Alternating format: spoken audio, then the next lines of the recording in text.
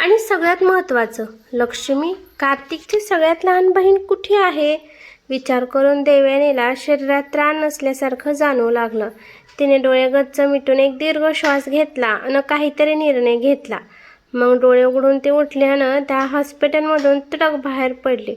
जाताना कार्तिकसाठी चिठ्ठी ठेवायला विसरले नाही.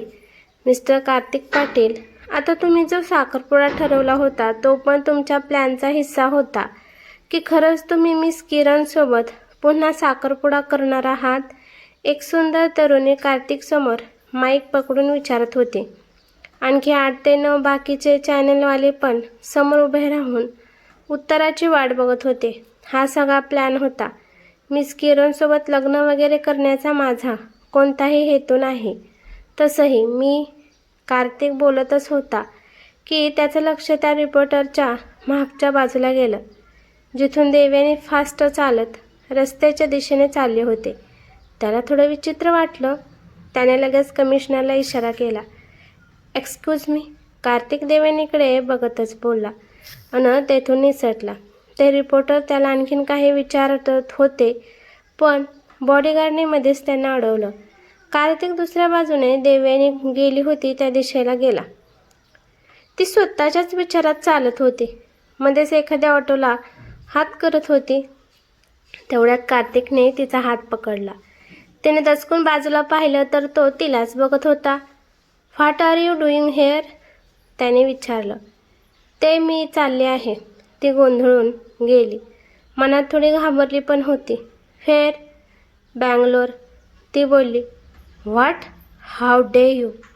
मला न सांगता तू जाऊच कशी शकते? त्याने थोडं रागात विचारलं. मी तुम्हाला सांगूनच जाणार होते, पण तुम्ही बिझी होता म्हणून मी चिठ्ठी ठेवली होती. थोड्या वेळात माझी फ्लाईट आहे म्हणून घाई केली. ती गडबडीत बोलली. ओके, पण जायची गरज नाही. मी माझ्या बॉडीगार्डना सांगतो, ते तुझं लगेज घरी आणतील. तो तिचा हात पकडून तिला गाडीच्या दिशेने नेत बोलला. नाही, बॉडीगार्ड नको. मला एकटीला जायचं आहे. प्लीज, मी पुन्हा येईल. देवयानी हात सोडून घ्यायचा प्रयत्न करत बोलली, पण त्याने हात सोडला नाही. ओके, मी तुझ्यासोबत येतो. तो गाडीचा दरवाजा ओपन करत बोलला. त्याने तिला आतमध्ये बसवलं आणि दरवाजा बंद करून तो ड्रायव्हिंग सीटवर येऊन बसला. देवयानीची आता खूप जास्त चलबिचल होत होती. मनात गोंधळ माजला होता.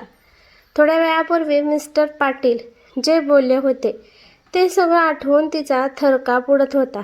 देऊ, आर यू ओके? तिचा असा गोंधळलेला चेहरा पाहून त्याने काळजीने विचारलं. हा हो, ते मला बँगलोरला जायला हवं. आजच माझं रिझर्वेशन आहे. ती इकडे तिकडे बघत बोलली. ओके फाईन, रिझर्वेशन कॅन्सल कर. We will go together. तो शांतपणे बोलला. नाही नको, पहिले मला जाऊ द्या. खूप गोष्टी क्लिअर करायच्या आहेत. रोहिणी, राम, सगळ्यांना सत्य सांगायचं आहे. ते सगळे शॉर्ट आउट करून मी येते. प्लीज. ती थोडं काकुळतेने बोलली. Okay, I wait for you. But उद्या तुम्हाला इथं हवी. तो तिचा हात हातात घेत बोलला. का कोणास ठाऊक, पण त्याच्या स्पर्शाने तिचं मन थोडं स्थिर झालं. सर, तिने हाक मारली. त्याने एक सुस्कारा सोडला. Mrs Kartik Patil, can you call me Kartik नाव? तो तिच्या गालावरची बट कानामागे सारत बोलला आणि नेहमीप्रमाणे ती त्याच्या स्पर्शात भान हरपली. चेहऱ्यावर त्याचा स्पर्श झालेला त्या ठिकाणी उगीच तिला स्पार्क जाणवले. कानशील गरम झाली. तो बोलला तसं ते भानावर आले, पण आता तिला काय बोलायचं होतं तेच ती विसरून गेली.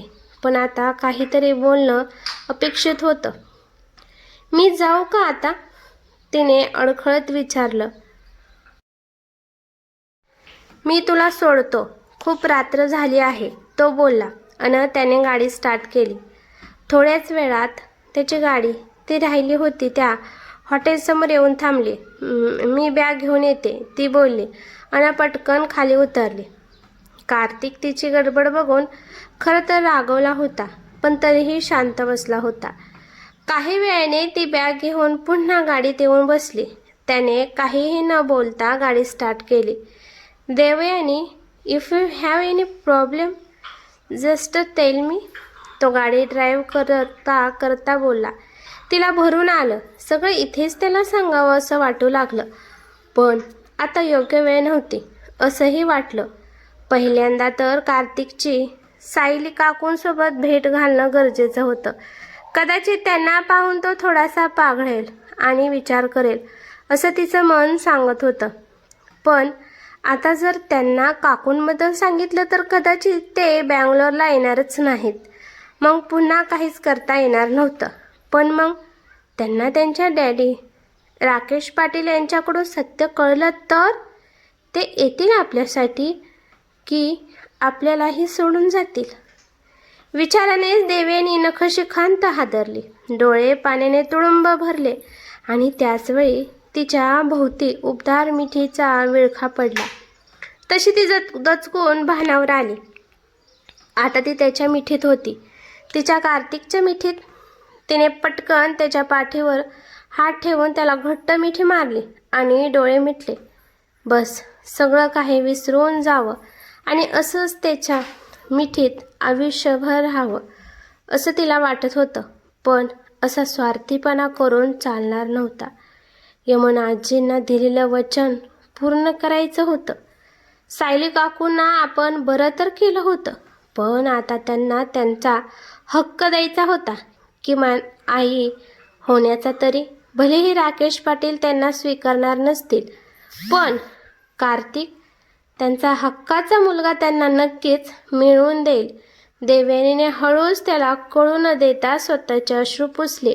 देवयानी, डोंट नो एक्झॅक्टली तुझ्या मनात काय आहे, पण एवढं कळतंय की तू काहीतरी लपवतेस. जेव्हा गरज भासेल तेव्हा सांग.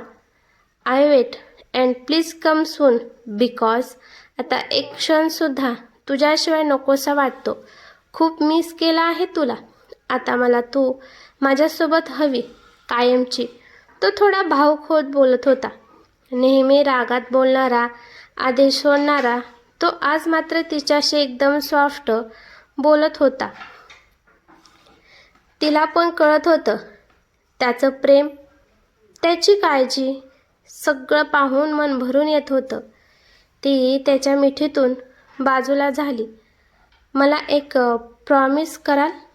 तिने त्याच्या डोळ्यात बघत विचारलं. यस. काहीही झालं तरी माझी साथ नाही ना सोडणार?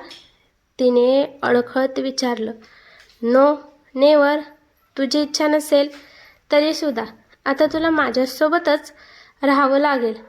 प्रॉमिस. तो तिच्या हातावर ओठ टेकवत बोलला. ती हलकेच गालात हसली. देवयानी, तुला माहिती आहे मी तुला देवयानी देऊ का बोलतो? त्याने हसत विचारलं. माझं नावच देवयानी आहे. तीही हसत म्हणाली. त्याने नकारार्थी मान हलवली. मग? तिने भुवया वर करून विचारलं. त्याने तिचा चेहरा दोन्ही हातांच्या उंजळीत पकडला. कारण खरंच तू माझं आयुष्य आहेस. You are my life line. तो तिच्या कपाळावर किस करत बोलला. ती पूर्ण शहारून गेली. तिने डोळे मिटून त्याचा स्पर्श मनात साठवून घेतला. मला जायला हवं, ती भानावर येत बोलली. Okay, miss you. तो बोलला. लव यू.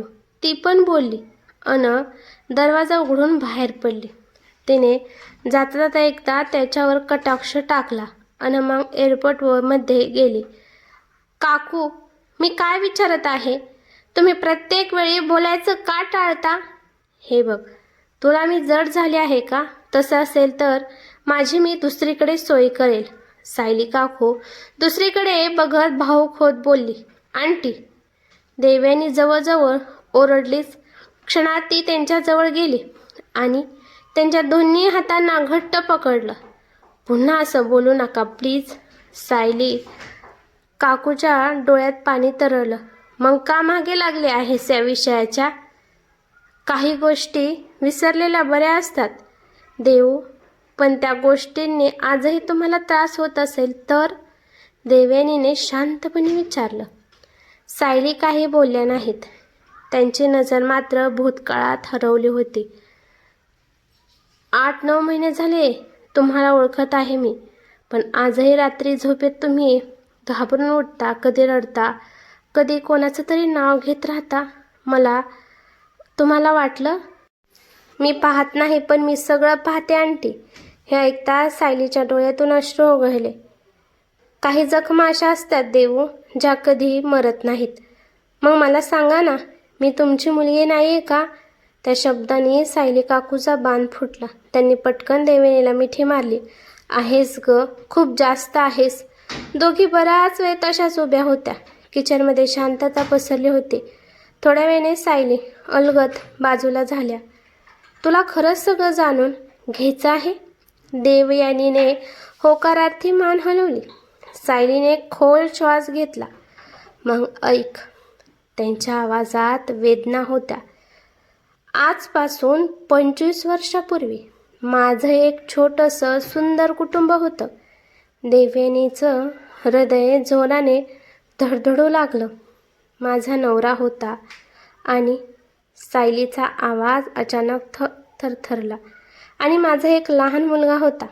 हे ऐकताच देवयानी जागच्या जागी स्तब्ध झाली, कारण तिला माहिती होतं पुढे जे सत्य येणार होतं ते कार्तिकचं संपूर्ण आयुष्य बदलून टाकणार होतं. भेटूया उद्याच्या भागात. तोपर्यंत धन्यवाद.